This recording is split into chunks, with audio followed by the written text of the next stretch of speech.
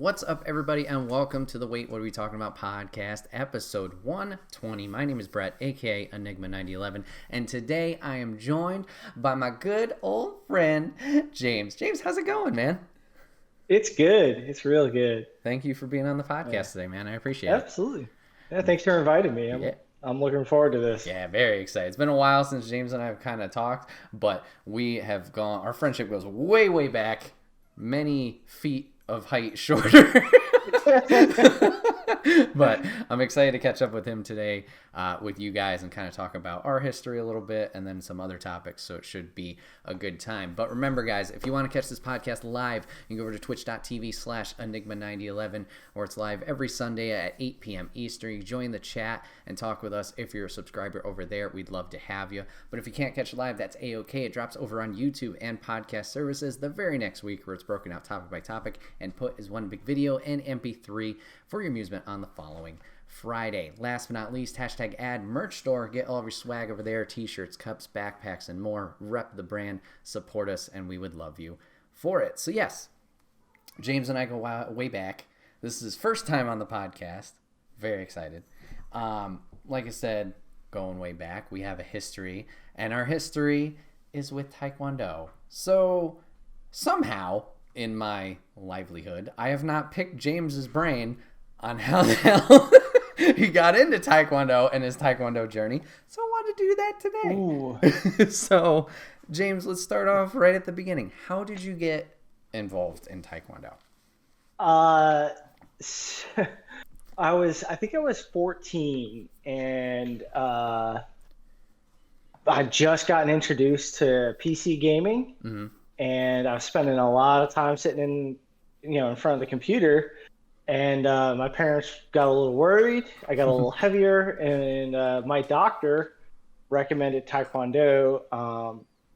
My mom wasn't super keen on it because, martial arts and violence and all that stuff. And the doctor managed to talk her around it and, pointed out it'd be good with my ADHD and all that. And so took some trial lessons and liked it. And I got to yell and kick things, which, I mean, what teenager doesn't like to do that from time to time? And so just kept going, and then I think my Taekwondo training lasted 13 years in total. But by the time I moved, so Nice.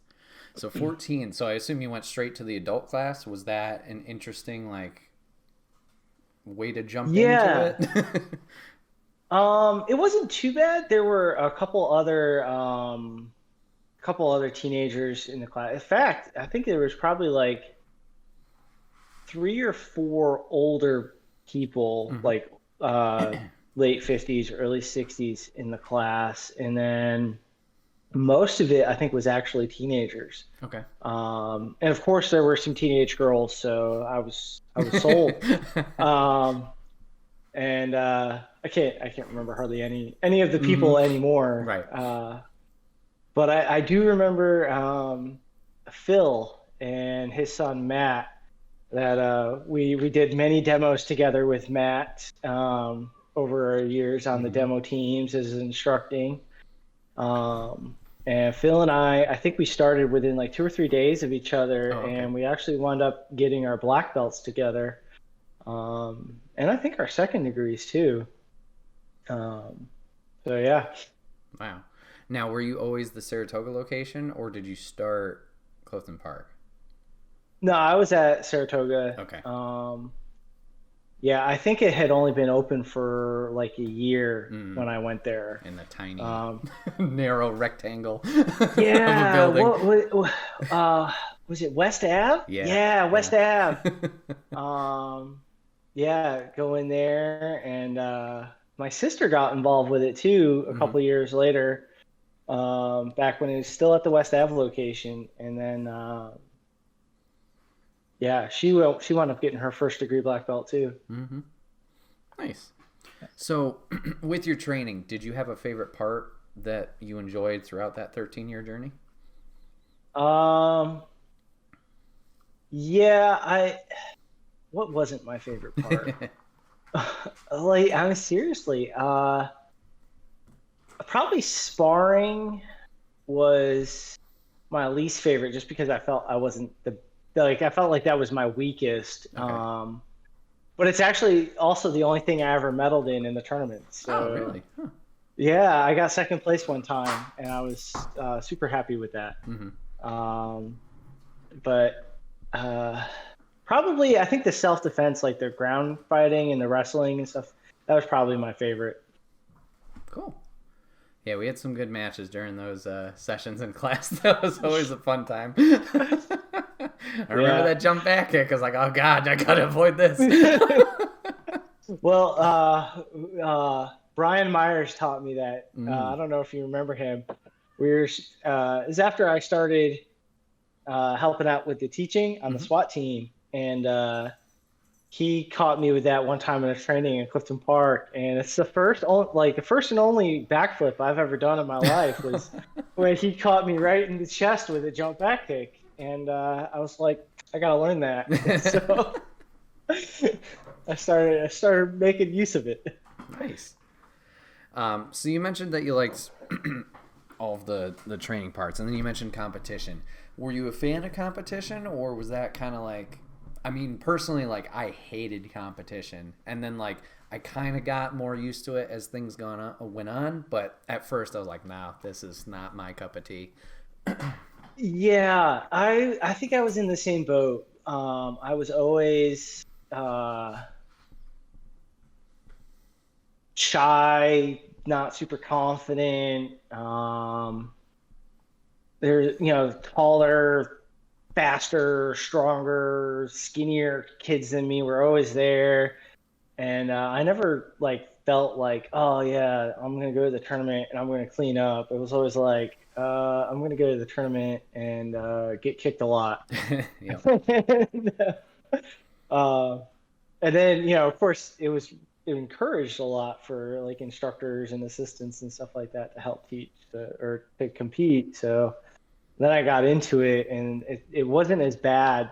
The more I competed, it got a lot easier and a lot better. And um, I think I medaled when I was a second degree. Mm. So Nice. And then you had mentioned getting involved in the teaching side of things. So the SWAT team, the like special winning attitude team, the like trainees oh yeah. into eventually, instructing. So, how did you enjoy the teaching aspect or that side of things?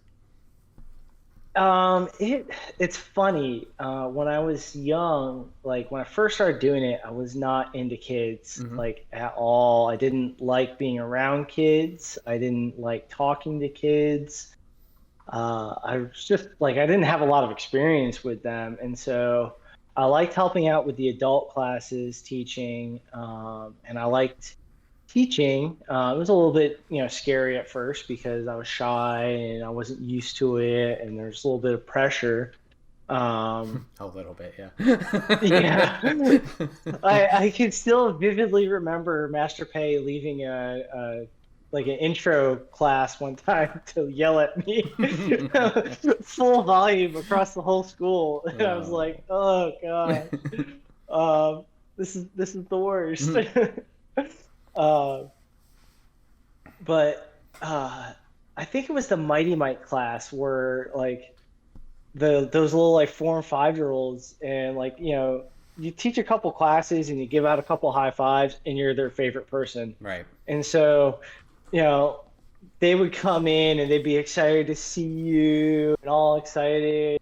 you know a lot of them couldn't stay in line to save their life, but they just had so much energy, and they were so like welcoming and friendly that it was like, all right, these guys are kind of cool. And then uh I think your belt group was actually like one of the first belt groups I ever had as like an actual instructor, where I think like I got you guys as yellow or orange belts. Hmm. And like then I was like responsible for some people, and like you guys actually listened, and I saw progress in you guys, and I was like, I helped with that. This is kind of cool. Mhm. And then I fell in love with it, and I enjoyed it so much. I really I've tried to get back into it or tried to create the space a couple different times down here to get back into it. It just hasn't worked out with, I was just about to like, I think in like a week or two, I'm going to go down and start taking some martial arts lessons again. And COVID came out like that day. It was like, I guess I'm not taking Taekwondo again. Right. It's like, but hopefully in the future I can get back into it. But it was a blast. Nice. Yeah. Now, it's a lot of fun. Through teaching, was there a certain aspect or curriculum that you maybe struggled with to kind of, I don't know, translate it, I guess, to the students to make it easy to understand? I don't think so particularly. Mm-hmm. I remember one kid, I'm not going to put her name out there, but she was a little yellow belt girl, and she could not get the roundhouse kick, spin around roundhouse kick down. Mm-hmm. And I remember sitting with her after class one day for like 15, 20 minutes, and I was like, okay, do your kick.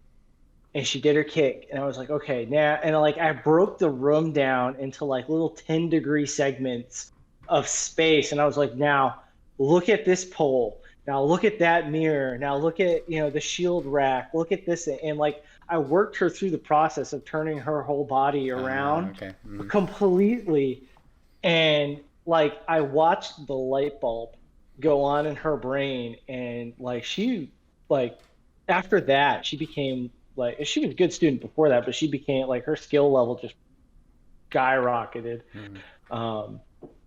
So I don't really remember a lot of difficulty communicating with anybody. But I was the one talking, so maybe I was terrible and nobody ever told me. I don't know. Fair enough. Yeah. Yeah, it's weird how those like hurdles or like mental barriers like stop people, because I've seen that too. It's like, it's the simplest thing, and that's for some reason there's that disconnect, and like you said, after that it's like we're going, like everything else makes sense. The floodgates are open.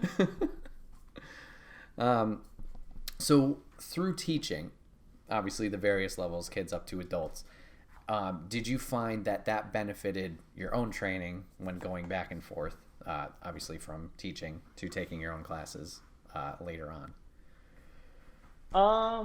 Yeah, I think it did.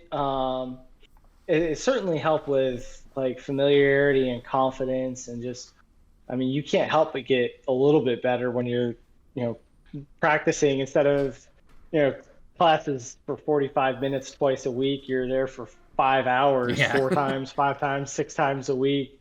It's just, you just kind of become immersed, and it starts to permeate you, and so it definitely helped my skill level, and it helped my confidence too, because I started to learn about, well, it's not the biggest thing in the world if you make a mistake. It's if you get tongue-tied in front of the students, you just make a joke and move on. If you fall down, you're like, well, this is what not to do. Like, it just it definitely helped my skill level.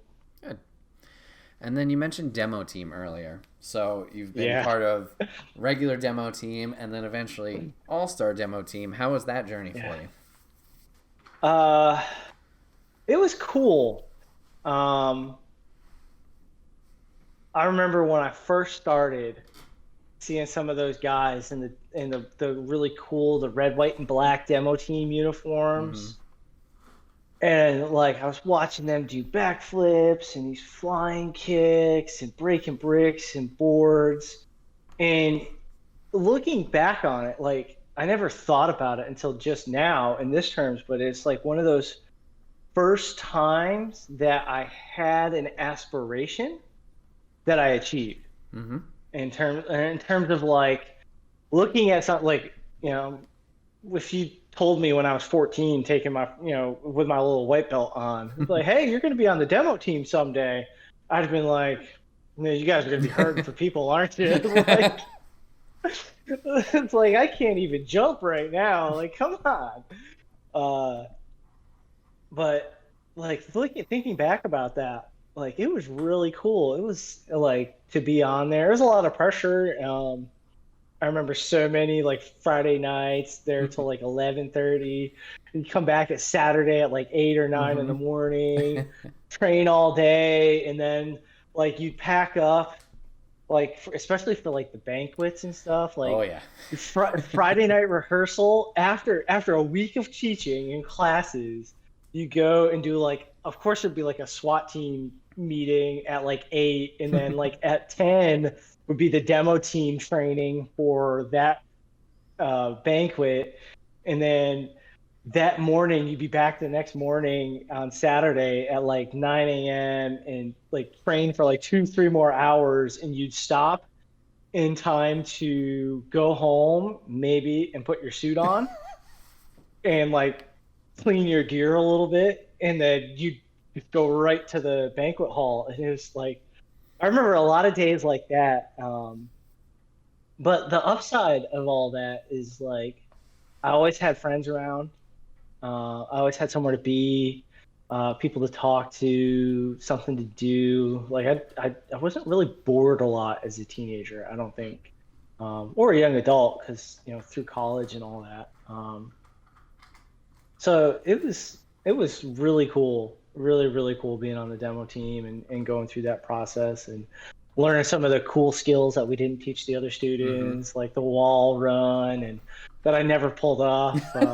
But the super secret bow staff form, and you'd pull a move out, and the kid would be like, "Whoa!" and you'd be like, "Can't teach you that yet."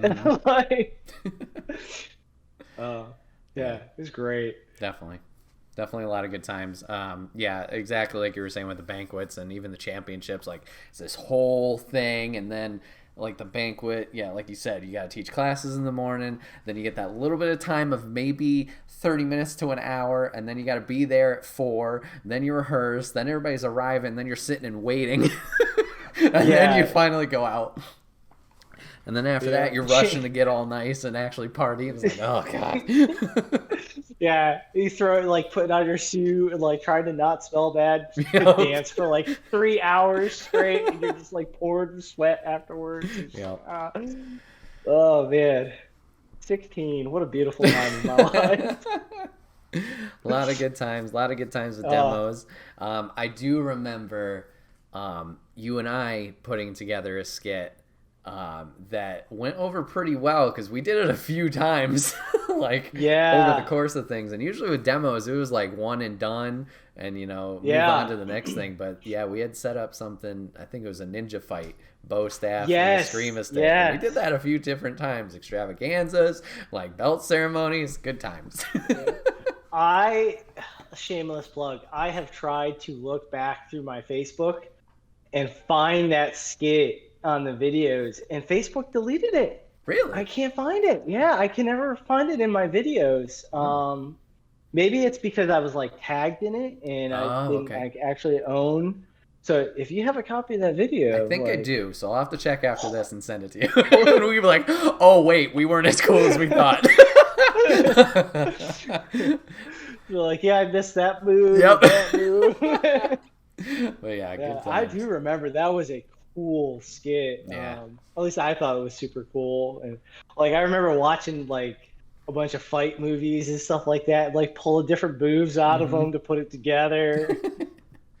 Yeah, it was a great time. Definitely.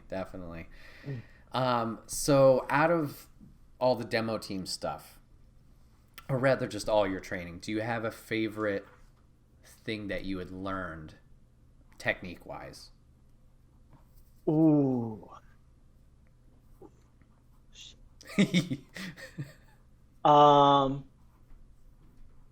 I think so. There was this one like technique where like you're supposed to like block a punch and then grab it and then like back fist and then like back fist. You remember that? Yeah, I do. Yeah. 1, 2, 3, 4. 1, 2, 3, 4. Yeah. Every now and then I'll just be like sitting in my car at a red light and I'm like, still got it. I don't have it. It's been gone for a long time. That's probably like one of the coolest ones. I thought was pretty cool. There's a lot. There's like learning the 540 was pretty cool.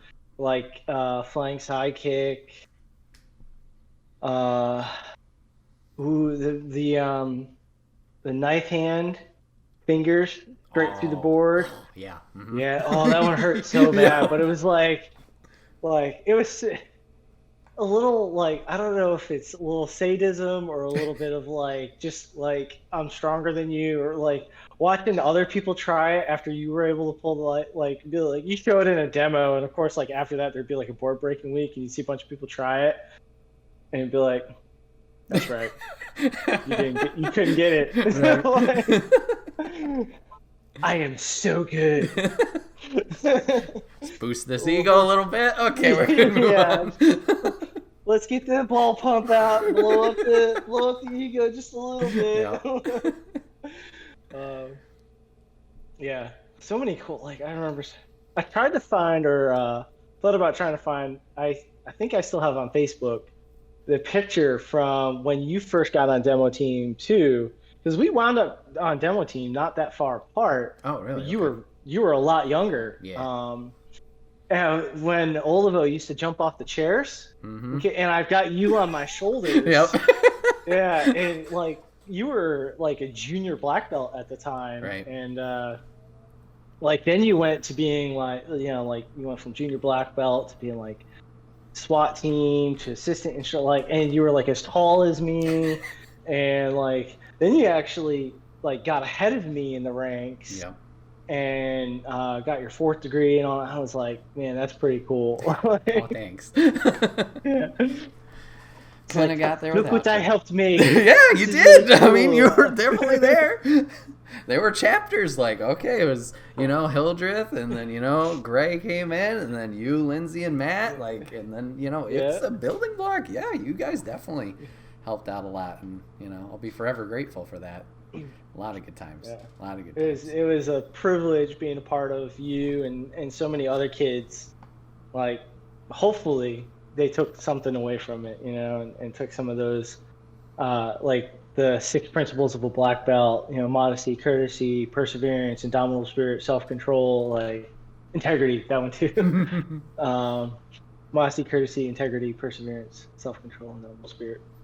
Some kind of order. Hopefully some of that rubbed off on somebody. But, I still keep tabs on a few of the people, and it seems like some of them are doing pretty good. So, so I guess just one guy. My last question to you then, since you're mentioning values that you hope that, were put on to the students or they have carried on since, what would you say has been your biggest learning moment from your Taekwondo journey?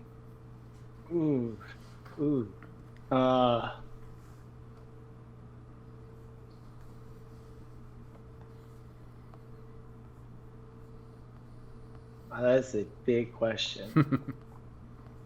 I have to say the one I use most still is the self-control.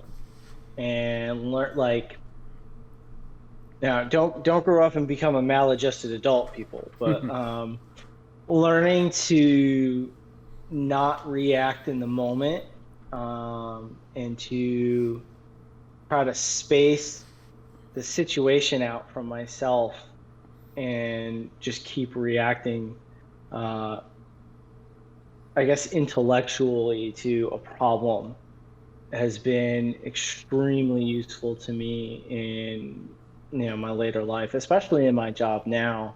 That ability, because some people get caught up in